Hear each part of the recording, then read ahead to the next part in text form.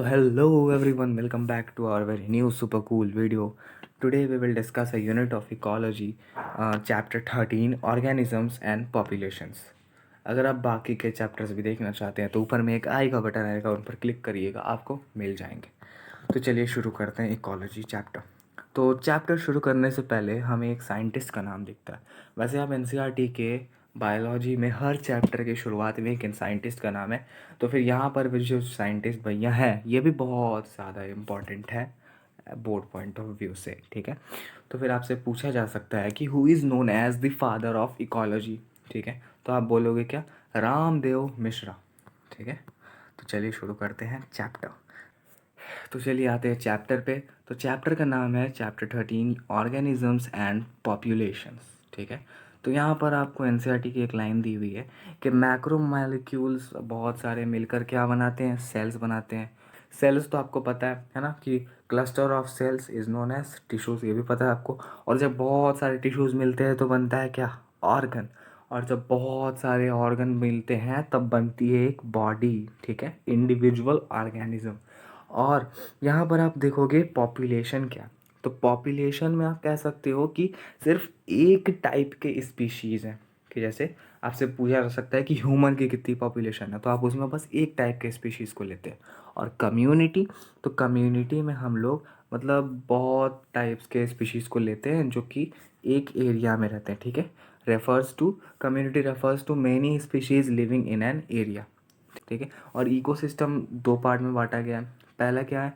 Biotic. दूसरा क्या है? एबायोटिक। बायोटिक में लिविंग वाले आते हैं और अबायोटिक में नॉन लिविंग वाले आते हैं। और बहुत सारे इकोसिस्टम मिल करके, अगर बहुत सारे इकोसिस्टम एक बड़े से एरिया में आते हैं तो उनको कहते हैं बायोम्स, ओके। जैसे मैंने आपको बताया कि इकोलॉजी एक ऐसा सब्जेक्ट है जिसमें कि हम लोग बायोटिक और अबायोटिक के बीच का इंटरेक्शन पढ़ते हैं कि कैसे वो इंटरेक्ट करते हैं, ठीक है, लिविंग और नॉन लिविंग, ओके। तो इकोलॉजी ऑर्गेनिज्मिक लेवल में बहुत सारे फिजियोलॉजिकल इकोलॉजी होता है कि जैसे देखो टेम्परेचर, प्रेसिपिटेशन, रेन और स्नो, ये सब क्या है? अबायोटिक है ना। तो यहाँ पर देखिए एक ग्राफ दिया हुआ है एनसीईआरटी के टाइप से। तो ये जो ग्रास लैंड होता है, तो ग्रास लैंड में क्या रहता है? ग्रास लैंड में क्या रहता है? तो ग्रास लैंड में हम एनिमल्स हो सकते हैं, कैटल्स, है ना, कि शेर वेर रहते हैं उसमें, ठीक है। और ट्रॉपिकल फॉरेस्ट, इसमें जिनको लंग्स ऑफ फॉरेस्ट भी कहा जाता है। हाल ही में अमेज़ॉन रेन फॉरेस्ट जो कि साउथ अमेरिका में है, उनमें एक बार आग लगी थी, है ना। टेम्परेट फॉरेस्ट, ट्रॉपिकल से थोड़े से ऊपर एरियाज को कहते हैं टेम्परेट।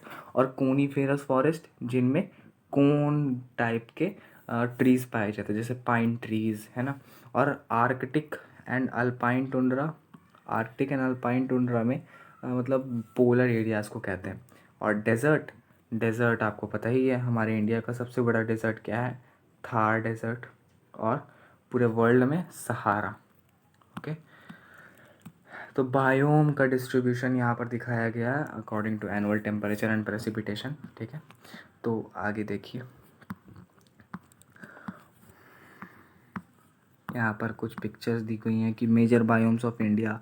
इंडिया में कितने सारे बायोम्स हैं, कि मतलब बायोम्स क्या हो सकता है कि कम्युनिटी ऑफ इकोसिस्टम, मतलब ढेर सारे इकोसिस्टम एक साथ मिल करके बनाते हैं क्या? Biome. Tropical rain forest, deciduous forest, desert, sea coast. यहाँ पर देखिए चार अबायोटिक कंपोनेंट्स दिए गए हैं एनसीईआरटी के टाइप से। Temperature, water, light, soil. और बायोटिक क्या दिए गए हैं? पैथोजेंस, पारासाइट्स, प्रेडेटर्स और कॉम्पिटिटर्स, है ना। और आप ये बायोटिक में आते हैं ये सब, ठीक। और अब आते हैं अबायोटिक फैक्टर्स को एक एक करके डिस्क्राइब करते हैं कि टेम्परेचर से क्या होता है। तो टेम्परेचर सबसे ज़्यादा इम्पॉर्टेंट फैक्टर है इन्वायरमेंट के लिए, ठीक है। कैसे? कि अगर टेम्परेचर बढ़ता है तो फिर वहाँ पर के ऑर्गेनिजम्स पे भी इफेक्ट पड़ता है, टेम्परेचर कम होता है तो वहाँ पर के ऑर्गेनिजम्स पे भी इफेक्ट पड़ता है, ओके। जैसे आप देखोगे कि थर्मल स्प्रिंग्स और डीप सी हाइड्रोथर्मल वेंट्स में टेम्परेचर 100 डिग्री से भी ज़्यादा एक्सीड करता है। तो फिर वहाँ पर बस एक ही टाइप के बैक्टीरियाज पाए जाते हैं जिनका नाम क्या है? आर्के बैक्टीरिया। बस वहाँ पर एक ही तरह के बैक्टीरिया पाए जा सकते हैं। वहाँ पर का टेम्परेचर 100 डिग्री सेल्सियस से भी ऊपर रहता है। चलिए अब आगे आते हैं। बहुत सारे कंट्रीज़ जैसे कि कनाडा और जर्मनी, यहाँ पर आप लोग देखोगे कि मैंगो ट्रीज़ नहीं होते, क्योंकि वहाँ पर का जो टेम्परेचर है वो इतना कम होता है कि मैंगो ट्रीज़ का मैंगो वहाँ पर प्रोड्यूस ही नहीं हो पाता है। तो इस वजह से अगर टेम्परेचर बढ़ेगा तो फिर उसके एंजाइम्स के काइनेटिक पे इफ़ेक्ट करता है, उसके मेटाबॉलिज्म को इफ़ेक्ट करता है, उसके फिजियोलॉजिकल फंक्शंस को इफ़ेक्ट करता है। ओके। और यहाँ पर दो वर्ड्स लिखे गए हैं, पहला क्या है यूरीथर्मल और दूसरा है हमारा स्टेनोथर्मल। तो यूरीथर्मल क्या होता है कि वैसे ऑर्गेनिजम्स जो कि बहुत वाइड रेंज ऑफ टेम्परेचर पे भी एग्जिस्ट कर सके, मतलब यूरीथर्मल कह सकते हैं, they can tolerate wide range of temperature, is known as eurythermal organisms. ठीक है। यूरी मतलब होता है ट्रू। ओके। यूरी मतलब होता है ट्रू। और स्टेनोथर्मल में हमको वैसे ऑर्गेनिज्म आते हैं जो कि नैरो रेंज ऑफ टेम्परेचर को झेल सकते हैं। ठीक है। अब आइए आगे।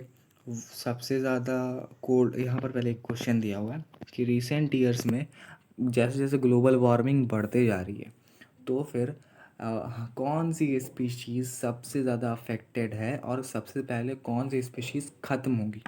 तो आप क्या बता सकते हो इसमें? वैसे स्पीशीज़ आएंगी जैसे पोइकिलोथर्म्स, जो कि कोल्ड ब्लडेड एनिमल्स होते हैं, जैसे कि फ्रॉग्स, फिशेस, ये सब पहले एक्सटिंक्ट करेंगी अगर ग्लोबल वार्मिंग बढ़ता रहा तो। अब आगे देखिए वाटर। तो वाटर इस वर्ल्ड में हमारी, मतलब लाइफ की ओरिजिन वाटर से ही हुई है, और हम लोग बिना वाटर के अनसस्टेन कर, मतलब सस्टेन नहीं कर पाएंगे, रह नहीं पाएंगे बिना पानी के। तो फिर डिस्ट्रीब्यूशन, द प्रोडक्टिविटी और distribution of plants is also heavily dependent on water. Means plants के लिए भी वाटर बहुत ज़्यादा इंपॉर्टेंट है। वाटर से क्या क्या इफ़ेक्ट हो सकता है कि केमिकल कंपोजिशन, पीएच, और वाटर का बहुत ज़रूरी है कि उनमें किस किस चीज़ों का कंपोजिशन है, उसका पीएच क्या है। अगर उसमें यहाँ पर बताया गया है कि इनलैंड वाटर का 5% होता है उनमें सॉल्ट। ठीक है। और 30 to 35 होता है सी में, और मोर देन 100 होता है हाइपोसैलाइन लगून्स में। और कुछ ऑर्गेनिजम्स हैं कि जिनको बहुत वाइड रेंज ऑफ सैलिनिटीज़ आराम से वो मतलब रह सकते हैं वहाँ पे। और कुछ ऑर्गेनिजम्स हैं जो कि नैरो रेंज ऑफ सैलिनिटी को एडजस्ट कर सकते हैं। हम लोग क्या है स्टीनो हेलाइन, यूरी हेलाइन में क्या आता है, कुछ कुछ फिशेज़ हैं, ठीक है, कि जैसे कुछ ऑस्मोटिक प्रॉब्लम्स होने लगती हैं अगर हम लोग, many fresh water animals can not live for long in sea water and vice versa. ठीक है। मतलब फ्रेश वाटर के एनिमल्स हैं बहुत सारे, कि जैसे वेल है, वेल क्या है सी वाटर में रहती है, अगर हम उनको ये फ्रेश वाटर में ले आएंगे तो उनमें ऑस्मोटिक प्रॉब्लम्स हो सकती है, तो इस वजह से वो वहाँ पर ज़्यादा देर रह नहीं सकती है। अच्छा, कोई एक ऐसे फिश का नाम बताओ जो कि मतलब माइग्रेटरी फिश है और दोनों तरह के फ्रेश वाटर में भी रह सकती है और सलाइन वाटर में, सी मतलब मरीन वाटर में भी रह सकती है। तो उसका आंसर है सालमन। ये एक माइग्रेटरी फिश है, ये दोनों वाटर में रह सकती है। अब आइए हमारा next abiotic factor, that is light. तो लाइट भी बहुत ज़्यादा इम्पॉर्टेंट है, क्योंकि लाइट से प्लांट्स फोटोसिंथेसिस करते हैं। हर्ब्स और श्रब्स लो लाइट कंडीशन में फोटोसिंथेसिस नहीं कर पाते हैं। ठीक है। और फोटो पीरियड रिक्वायरमेंट, मतलब कितने टाइम चाहिए उस फ्लावर को या प्लांट को फ्लावरिंग करने के लिए। ठीक है, कि उस प्लांट को कितना टाइम चाहिए लाइट का, कि इतने टाइम तक लाइट मिले तो फिर वो फ्लावर कर सकता है, मतलब रिप्रोडक्शन के लिए हेल्प कर सकता है। That is known as photo period, मतलब कितना ड्यूरेशन तक उसको टाइम, मतलब लाइट मिल रहा है। As cues for time their reproductive and migratory activities, है ना, मतलब रिप्रोडक्शन के लिए फ्लावर्स ऑब्वियसली होते हैं। और फिर जैसे कि हम लोग देखेंगे कि बहुत डीप में जाते हैं, अगर 500 मीटर से भी गहराई के अंदर जाते हैं ओशन में, तो वहाँ पर बिल्कुल डार्क होता है। ओके, वहाँ पर बिल्कुल भी सोलर लाइट मौजूद नहीं होती है। तो इस वजह से वहाँ पर के जो ऑर्गेनिजम्स हैं, तो वो उनको पता भी नहीं होगा कि हमारे अर्थ पे, अर्थ के बाहर कोई एक ऐसा सेलेस्टियल बॉडी है जिसका नाम है सन। किनको नहीं पता होगा? जो कि ऑर्गेनिजम्स बिल्कुल वाटर लेवल के 500 मीटर से भी बिलो रहते हैं, क्योंकि वहाँ पर वाटर पहुँच नहीं पाता है। ओके, चलिए आगे एक क्वेश्चन है कि among the red, green and brown algae that inhabit the sea which is likely to be found in the deepest water and why। ठीक है, तो यहाँ पर आपसे पूछा जा रहा है कि रेड, ग्रीन या ब्राउन एल्गी में कौन सा ऐसा एल्गी है जो कि पानी के बिल्कुल अंदर पाया जाता है, जहाँ पर लाइट बहुत कम पहुँचती है। तो इसका आंसर क्या होगा आप कमेंट में बता सकते हैं, या फिर इसका आंसर है आपको रेड एल्गी। ठीक है, क्योंकि इनमें पिगमेंट्स मौजूद होती हैं जो लाइट को आराम से अब्जॉर्ब कर लेती हैं। ओके, तो आइए अब अगला हम लाते हैं सॉइल। सॉइल भी एक अबायोटिक फैक्टर है। ठीक, सॉइल भी बहुत तरह की होती है। सॉइल कैसे डिफ़ाइन की जा सकती है कि उनका कंपोजिशन कैसा है, सॉइल के ग्रेन्स का साइज़ कैसा है और उनमें वाटर होल्डिंग कैपेसिटी कैसी है।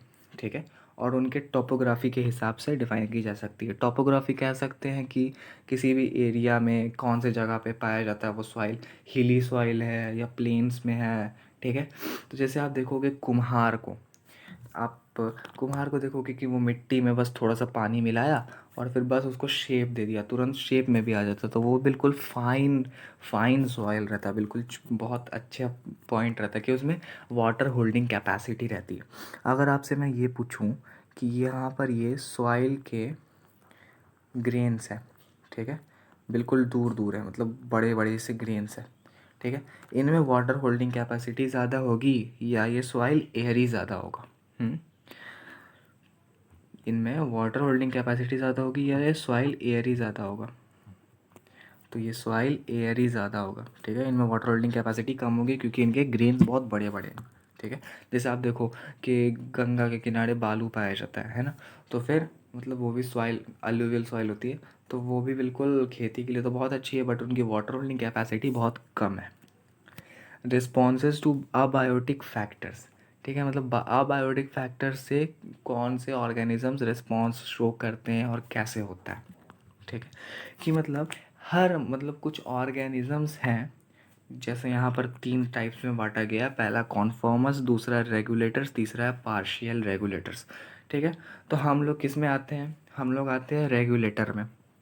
मतलब चाहे बाहर कितनी भी ज़्यादा सर्दी क्यों ना हो जाए, बाहर कितना भी ज़्यादा गर्मी क्यों ना हो जाए, अपन रहेंगे बिल्कुल एक ही टेम्परेचर पे। ठीक है, तो उस टेम्परेचर को हमारा ऑप्टिमल टेम्परेचर कहते हैं, कि बिल्कुल उस टेम्परेचर को बैलेंस करके चल रहा है। उससे ज़्यादा होगा तो भी प्रॉब्लम, उससे कम हो करेंगे तो भी problem. That temperature is known as optimal temperature. ठीक है, तो फिर ऑर्गेनिज्म जो है अपने इंटरनल इन्वायरमेंट को, अपने इंटरनल बॉडी के टेम्परेचर को इन्वायरमेंट के हिसाब से चेंज नहीं होने देती है। तो दिस और क्या मतलब बस मेंटेन रखती है कि जैसे ह्यूमंस का कितना है 35 37 डिग्री सेल्सियस, 36 डिग्री सेल्सियस, तो मतलब उससे ज़्यादा होता है तो फीवर कहलाता है, उससे कम होता है तो फिर कुछ होना नहीं चाहिए। तो फिर ये जो बॉडी ऑर्गेनिजम्स अपने बॉडी के टेम्परेचर को मेंटेन करके रखते हैं, तो इसी प्रोसेस को कहते हैं क्या? होम्योस्टैसिस। ओके, चलिए आगे आते हैं। यहाँ पर दिखाया गया है कि रेगुलेटर्स का टेम्परेचर इंटरनल लेवल के हिसाब से एक्सटर्नल लेवल बढ़ते जा रहा है तो भी उनका टेम्परेचर सेम ही रहना। ओके, और कॉन्फॉर्मर्स क्या होते हैं? कॉन्फॉर्मर्स वो होते हैं कि जैसे जैसे मतलब बाहर के टेम्परेचर जैसा हम भी वैसा। अगर बाहर का टेम्परेचर कम तो हम भी कम, अगर बाहर का टेम्परेचर थोड़ा सा बढ़ा तो हमारा भी टेम्परेचर बढ़ गया, और बाहर का टेम्परेचर थोड़ा सा और बढ़ गया तो हमारा भी टेम्परेचर थोड़ा सा और बढ़ गया। और रेगुलेटर्स क्या है कि एक्सटर्नल टेम्परेचर जो हो उनका इंटरनल सेम रहता। ओके,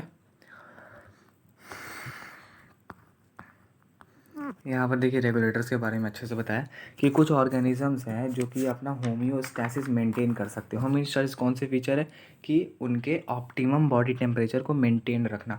कि उनमें कुछ बर्ड्स आते हैं, कुछ मैमल्स आते हैं, ओके, कि बहुत, और कुछ लोअर वर्टेब्रेट भी आते हैं, और इस प्रोसेस को थर्मो रेगुलेशन और ऑस्मो रेगुलेशन भी हो सकता है। ठीक है, उसको the habit it is largely, और मैमल्स जो हैं वो एक कांस्टेंट बॉडी टेम्परेचर मेंटेन कर पाते हैं, इसलिए वो ज़िंदा रह पाते हैं अंटार्कटिका और सहारा डेजर्ट में। जैसे आप लोग देखोगे कि क्या कहते हैं, एक बर्ड है, सॉरी एक फ़िश है, सील है ना, तो सील का जो चमड़ी होता है वो इतना मोटा होता है कि मतलब इंसुलेटर की तरह काम करता है ना। मतलब कि आप अपने बॉडी का टेम्परेचर मेंटेन रखने के लिए उसका फैट रहता है, उसका फ्लैट फैट का नाम रहता है ब्लबर। ठीक है। तो मतलब किसी भी तरह से अपने अंदर इंटरनल टेम्परेचर को चेंज नहीं होने देना इज़ नोन एज होम्योस्टैसिस, और वैसे ऑर्गेनिज्म को कहते हैं क्या, regulators. And next we go to conformers. तो conformers are those organisms which can change the temperature, internal temperature according to the environment. तो इनमें क्या आते हैं, सारे प्लांट्स, ठीक है। मतलब 99% प्लांट्स आपके अंदर ये फीचर होता है कि मतलब बाहर जैसा टेम्परेचर रहेगा हम भी बिल्कुल वैसे ढल जाएंगे। Okay. Thermoregulation is energetically expensive for many organisms. हाँ, यहाँ पर देखिए एक बात बताई गई है कि जैसे कुछ ऑर्गेनिजम्स हैं जिनका नाम है क्या, humming bird. Okay. Humming bird ये एक छोटी सी चिड़िया है जो कि उड़ती है, और फिर इनमें जो है इनका जो बॉडी का जो सरफेस एरिया जैसे जैसे बढ़ेगा, यहाँ पर एक लाइन है कि अगर सरफेस एरिया बढ़ेगा तो फिर हीट लॉस भी बढ़ेगा, और हीट लॉस बढ़ेगा तो मेटाबॉलिज्म के लिए हमारे पास एटीपी भी ज़्यादा आना चाहिए। ओके, है ना। यहाँ पर लिखा गया, देखिए कि larger surface area related to their volume they tend to lose body heat very fast. ठीक है, मतलब जैसे श्रियूज और हमिंग बर्ड है, ये सब की जो बॉडी का हीट है वो लार्जर सरफेस एरिया है उसका, तो इस वजह से उनका बॉडी टेम्परेचर बहुत आसानी से लूज़ होता है, मतलब हीट लॉस होता है, तो फिर इनको मेटाबॉलिज्म करते रहना पड़ता है बार बार, और इसके लिए इनका बहुत ज़्यादा एनर्जी वेस्ट होता है just to maintain the optimum body temperature. Okay. तो इस वजह से आप देखते होंगे कि हमिंग बर्ड आपको पोलर एरियाज़ में, ठंडे एरियाज़ में नहीं मिलती है ज़्यादा। ओके। तो क्योंकि वहाँ पर उनको बहुत ज़्यादा मेटाबॉलिज्म करना पड़ता है, मतलब एनर्जी प्रोड्यूस करना पड़ता है just to warm, keep themselves warm. Okay. Now the next topic is migrate. तो फिर कुछ बर्ड्स हैं या फिर कुछ फिशेज़ हैं, जैसे मैंने एग्जांपल दिया था फिशेज़ का, क्या, सालमन। वो क्या होता है, फ्रेश वाटर से सी वाटर में चली जाती हैं, माइग्रेट करती हैं कुछ टाइम के लिए, है ना, कि ठंड के मौसम में। और फिर माइग्रेशन आपको दिख सकता है साइबेरियन कोल्ड बर्ड से, या फिर आप एक एग्जांपल ले लो, इंडिया में ही राजस्थान में एक केओलाडो नेशनल पार्क है भारतपुर में। यहाँ पर बिल्कुल थाउजेंड्स ऑफ माइग्रेटरी बर्ड्स आती हैं साइबेरिया से, और फिर अलग अलग ठंडी ठंडी जगहों से। ठीक है, क्यों, बस यहाँ पर रहने के लिए, ताकि उनको यहाँ पर हीट मिल सके। ठीक है।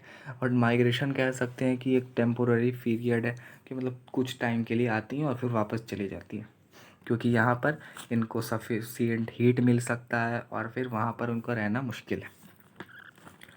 सस्पेंड।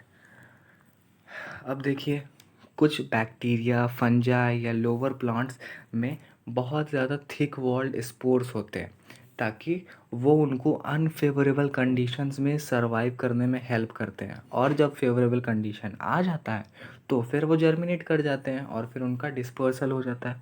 ठीक है, कि मतलब अनफेवरेबल से कंडीशन में सरवाइव करने के लिए उनमें बहुत थिक वॉल स्पोर्स होते हैं, lower plants, bacteria and fungi में। और एनिमल्स में जैसे कि आप अगर कभी भी सस्पेंशन हो सकता है क्या, कि हाइबरनेशन में चले जाते हैं, कि जैसे ही ठंड आई बियर्स चले गए, सॉरी, जैसे ही गर्मी आई बियर्स चले गए हाइबरनेशन में, है ना। और प्रॉब्लम्स जैसे फिशेज़ में कुछ आप देखोगे, स्नेल्स और फिशेज़, ये आपको गर्मी और ठंड के मौसम में हाइबरनेशन में चले जाती है, ये सब बाहर कब निकलते हैं। और फिर आप एग्जांपल ले सकते हो एस्टिवेशन का, क्या, फ्रॉग्स, कि मतलब बस ये आपको कब बाहर दिखेगा, जब बारिश होगी, है ना, कि बाकी सारे टाइम ये ज़मीन के अंदर रहता है। तो फिर दो तरह का इसमें सस्पेंशन होता है एनिमल्स में। पहला क्या है, हाइबरनेशन, कि स्लीप ड्यूरिंग विंटर, और दूसरा क्या है, aestivation, to avoid summer related problems. मतलब समर स्लीप को कहते हैं एस्टिवेशन और विंटर स्लीप को कहते हैं hibernation. Now we move forward to adaptations. ठीक है, तो मतलब कोई भी ऑर्गेनिजम्स अपने इन्वायरमेंट के हिसाब से या तो मॉर्फोलॉजिकल, फिजियोलॉजिकल या बिहेवियरल चेंज लाता है, that is known as adaptations. ठीक है, उससे क्या होता है, उस ऑर्गेनिजम्स को हेल्प मिलती है सर्वाइव करने के लिए और रिप्रोड्यूस करने के लिए उसी हैबिटेट में। ठीक, कि जैसे आप एग्जांपल ले लो एक कैंगरू रैट का, कैंगरू रैट का, जो कि नॉर्थ अमेरिका डेजर्ट्स में रहता है।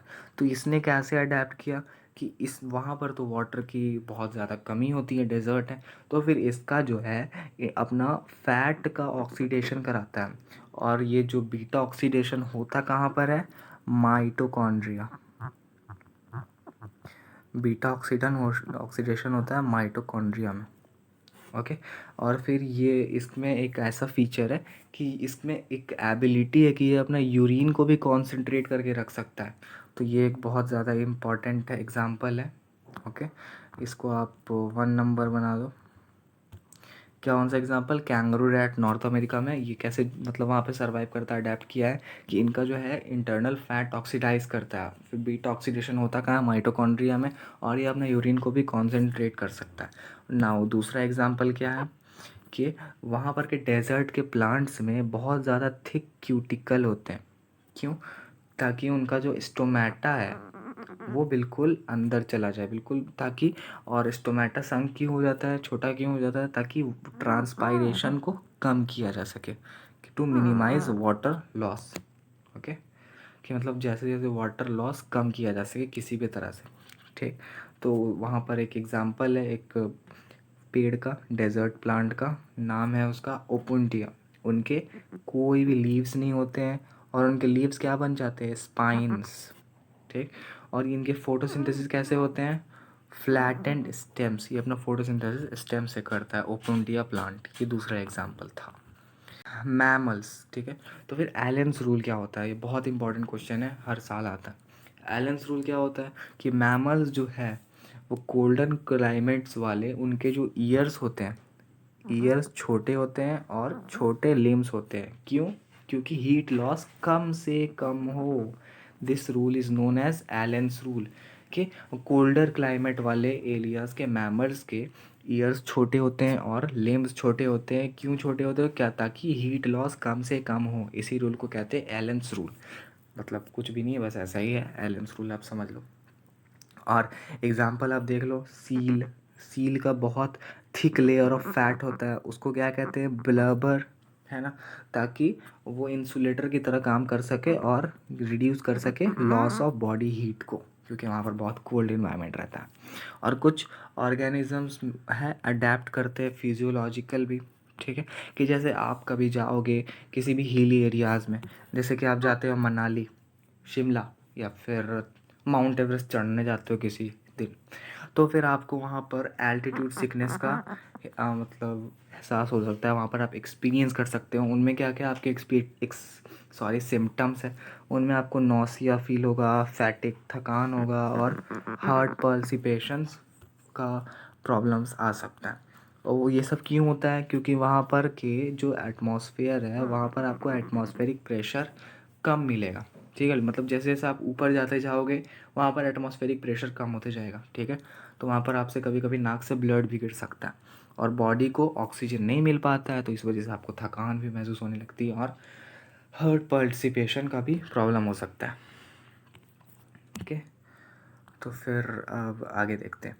और बहुत सारे एनिमल्स में, जैसे कि एक एडाप्टेशन का एग्जांपल आपको देता हूँ मैं, कि एक बैक्टीरिया है जो कि हॉट स्प्रिंग्स में रहता है, जहाँ पर, और डीप सी हाइड्रोथर्मल वेंट्स में रहता है, जहाँ पर टेम्परेचर 100 डिग्री से भी ज़्यादा रहता है। ओके, तो फिर ये वहाँ पर अडेप्ट कर लिया रहने के लिए। जिस बैक्टीरिया का नाम है क्या, आर्के बैक्टीरिया। ये क्वेश्चन 2015 के नीट में आया था। नाउ वी मूव फॉरवर्ड, कि आप देखोगे कि मरीन फिशेज हैं, ठीक है, कि a large variety of marine invertebrates and fishes live at great depth in the ocean where the pressure could be 100 times the normal atmospheric pressure. Then how do they live under such high pressure, and they know have special enzymes obviously. मतलब आप देखोगे कि बहुत सारे fishes हैं जो कि water level के बहुत नीचे रहती है, जहाँ पर एटमॉस्फेरिक प्रेशर बहुत ज़्यादा बढ़ता जाता है। ओके, तो फिर आप सोचते होगे कि वो लोग कैसे रहते होंगे, है ना। बिल्कुल, ये सब प्रकृति का बहुत अद्भुत एग्जाम्पल है। Some organism show behavioural responses. हमारा फोर्थ एग्जाम्पल क्या है, desert lizard. Okay, desert lizard, ठीक है। तो डेज़र्ट लिज़र्ट क्या होता है कि वहाँ पर डेज़र्ट में रहता है, तो फिर यहाँ पर जो है इसका फिजियोलॉजिकल एबिलिटी मतलब वहाँ पर कुछ बिहेवियर शो करता है कि जैसे ही बहुत ज़्यादा गर्मी होने लगती है, ठीक है, कि जैसे जैसे बहुत ज़्यादा ठंड होने लगती है तो फिर वो धूप में आ जाता है सेकने के लिए, ठीक है, धूप सेकने आ जाता है बाहर और हीट अब्जॉर्ब करता है। और जब कब कब अब्जॉर्ब करता है, जब उनका बॉडी टेम्परेचर नीचे चला जाता है, बिलो दी कंफर्ट जोन, मतलब जैसे ही नीचे चला जाता है वो ऊपर आ जाता है, जा कर के धूप सेकता है, ठीक है। और फिर इस कुछ स्पीशीज़ ऐसे भी हैं जो कि सॉइल के अंदर चले जाते हैं ताकि ग्राउंड हीट से बच सके, ठीक है। इसका एग्जांपल हो सकता है frogs, snails and many more. Now अब आते हैं हमारा टॉपिक नंबर 2। नॉम में है पॉपुलेशंस, पॉपुलेशन एट्रीब्यूट्स। तो फिर यहाँ पर तो कुछ इम्पोर्टेंट नहीं है। Population ecology is there for an important area because it links ecology to population genetics and evolution. Means population ecology एक इम्पॉर्टेंट एरिया है क्योंकि ये इकोलॉजी को पॉपुलेशन जेनेटिक्स से जोड़ता है और इवोल्यूशन से। अब देखिए आगे कि पॉपुलेशन को डिफ़ाइन सबसे ज़्यादा फ़र्क किससे पड़ता है कि वहाँ पर कितने ज़्यादा बर्थ रेट्स है, कितने ज़्यादा डेथ रेट्स है ना, या फिर वहाँ पर कितना इमिग्रेशन हो रहा है, कितने लोग उस कंट्री से बाहर जा रहे हैं और कितने लोग उस कंट्री में आ रहे हैं, ये सबसे एक पॉपुलेशन पे फ़र्क पड़ता है। और दूसरा कैरेक्टरिस्टिक्स है पॉपुलेशन का क्या, सेक्स रेशियो, कि मतलब वहाँ पर के कितने मेल्स हैं कितने फीमेल्स हैं, okay, this is known as sex ratio. और आगे देखिए एक इम्पॉर्टेंट सा ग्राफ दिया गया है एनसीईआरटी के द्वारा जो कि बताता है कि एक्सपैंड ये पॉपुलेशन ग्रोइंग है, स्टेबल है या डिक्लाइनिंग है। तो आप बताओ सबसे पहले कि इंडिया का पॉपुलेशन कहाँ पे आता है, एक्सपैंडिंग में है, स्टेबल में है या डिक्लाइनिंग में है। तो इंडिया का पॉपुलेशन हमको एक्सपैंडिंग में ही आएगा क्योंकि आपको पता ही है कैसे कैसे आबादी बढ़ते जा रही है, ओके। तो एक्सपैंडिंग में आता है कि सबसे ज़्यादा यहाँ पर प्री रिप्रोडक्टिव के पॉपुलेशन है ना, फिर उससे कम रिप्रोडक्टिव वाले हैं, फिर सबसे कम यहाँ पर पोस्ट रिप्रोडक्टिव वाले हैं। यहाँ पर ये हमारा एग्जांपल है इंडिया का, और ये हमारा है पिरामिडल शेप, ओके, देख रहे हो आप, है ना। एंड दूसरा हमारा है क्या, bell shaped, okay, bell shaped. ये आपको मिलेगा डेवलप्ड कंट्रीज़ में, ठीक, कि डेवलप्ड कंट्रीज़ में जहाँ पर नॉर्वे हो गया उनमें प्री रिप्रोडक्टिव और रिप्रोडक्टिव वाले की पॉपुलेशन सेम है ओके, और पोस्ट रिप्रोडक्टिव की पॉपुलेशन डिक्लाइनिंग में है। और हमारा लास्ट वाला है क्या, डिक्लाइनिंग फेज, इसको कहा जाता है अर्न शेप्ड, अर्न शेप्ड, बिल्कुल, ओके। ये है हमारा क्या, बेल शेप्ड,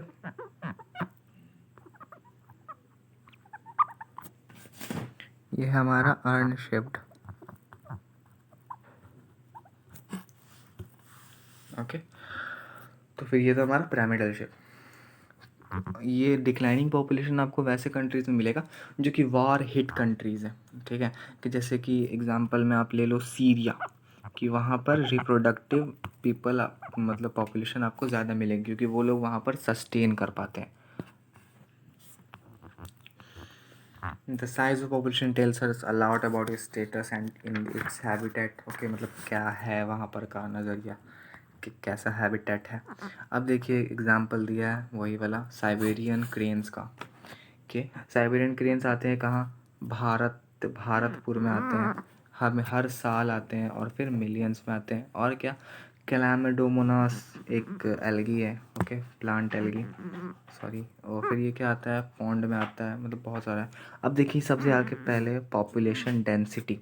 तो पॉपुलेशन डेंसिटी क्या होता है, तो the number of people per unit area is known as population density, okay, clear है, मतलब एक ही एरिया में कितने ज़्यादा लोग रह रहे हैं, एक यूनिट एरिया में कितने लोग रह रहे हैं, तो फिर वही कहलाता है हमारा पॉपुलेशन डेंसिटी।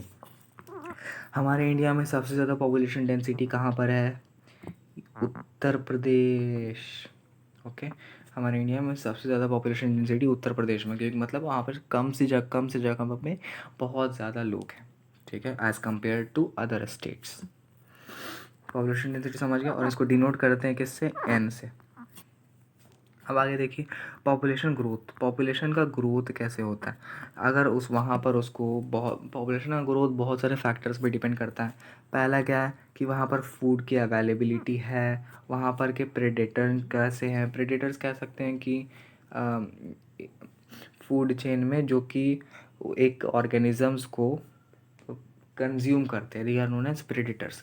प्रेडेटर्स का प्रेशर क्या है वहाँ पर, और फिर वेदर कैसा है, ये सब फैक्टर्स पे पॉपुलेशन डिपेंड करता है। और फिर पॉपुलेशन बढ़ता किससे है, नेटैलिटी और इमिग्रेशन से। और पॉपुलेशन घटता कैसे है, मॉर्टैलिटी और एमिग्रेशन से। अब देखते हैं एक एक करके इन पॉइंट्स को डिस्कस करते हैं कि what does this points mean. The first one is natality.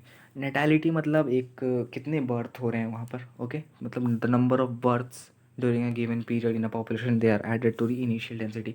Natality मतलब समझ लो बर्थ कितने हो रहे हैं, मॉर्टैलिटी मतलब समझ लो आप कि वहाँ पर डेथ्स कितने हैं हो रहे हैं, ठीक है, डेथ्स किस हिसाब से हो रहे हैं। इमिग्रेशन समझ लो कि कोई भी इंसान एक हैबिटेट में आता है, जैसे कि इंडिया में आ गए यूएस वाले, तो फिर वो क्या हो रहा है, इंडिया की पॉपुलेशन बढ़ रही है। इंडिया में आ गए बांग्लादेश वाले, इंडिया में आ गए नेपाल वाले, that is known as immigration.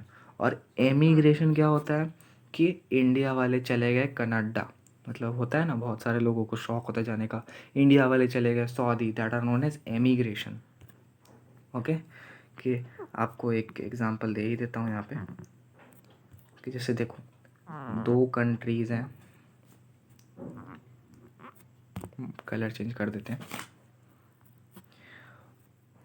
ये है ए, ये है बी, ओके। तो इस कंट्री से इस कंट्री में जाएगा तो यहाँ पर क्या होगा, इमिग्रेशन होगा ना, यहाँ पर होगा इमिग्रेशन, यहाँ पर होगा इमिग्रेशन। और इस कंट्री से पीपल तो कम हुए ना, इधर से जा रहे हैं इधर, तो फिर ये किन में आएगा, एमिग्रेशन में, ओके। चलिए आगे आते हैं। हाँ, ये चार्ट में बताया है कि नेटैलिटी से पॉपुलेशन डेंसिटी बढ़ता है, इमिग्रेशन से पॉपुलेशन डेंसिटी बढ़ता है। ऑब्वियसली हमारे देश में लोग आएंगे तो पॉपुलेशन बढ़ेगा ही ना। एमिग्रेशन से पॉपुलेशन घटता है, हमारे देश से दूसरे देश में चले जाएंगे तो हमारी मतलब हैबिटेट से कह सकते हैं। और मॉर्टेलिटी से भी पॉपुलेशन घटता है, ये जो माइनस माइनस डिनोट वही करता है, ओके।